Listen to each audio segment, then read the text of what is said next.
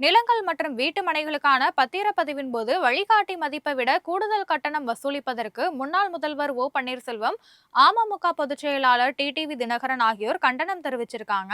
இதுகுறித்து ஓ பன்னீர்செல்வம் வெளியிட்டுள்ள அறிக்கையில, நிலங்கள் மற்றும் வீட்டு மனைகளுக்கான வழிகாட்டி மதிப்பை நியாயமா நிர்ணயிப்போம்னு சொல்லி ஆட்சிக்கு வந்த திமுக ஏழை மக்களுடைய சொந்த வீட்டு கனவை குழி தோண்டி புதைத்திருக்கிறதா கண்டனம் தெரிவிச்சிருக்காரு. வழிகாட்டி மதிப்பு உயர்வு உட்பட பல காரணங்களால 1000 சதுரடிக்கு சுமார் 5 லட்சம் ரூபாய் என்று இருந்த பதிவு மற்றும் முத்திரைகள் கட்டணம் தற்போது 2 மடங்குக்கு மேல உயர்ந்து விட்டதா சுட்டிக்காட்டியிருக்காரு.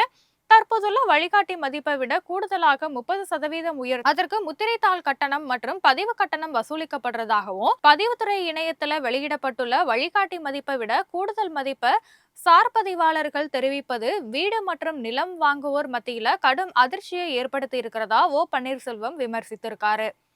இது தொடர்பா அமமுக பொதுச் செயலாளர் டிடிவி தினகரன் வெளியிட்டுள்ள அறிக்கையில, வழிகாட்டி மதிப்பு உயர்வை எந்த வகையிலும் ஏற்றுக்கொள்ள முடியாது அப்படின்னும், பதிவுத்துறை இணையதளத்துல பதிவு செய்யப்பட்டுள்ள வழிகாட்டி மதிப்புக்கு ஏற்ப முத்திரைத்தாள் மற்றும் பதிவு கட்டணத்தை வசூலிக்கணும்னு அவங்க வலியுறுத்தியிருக்காங்க.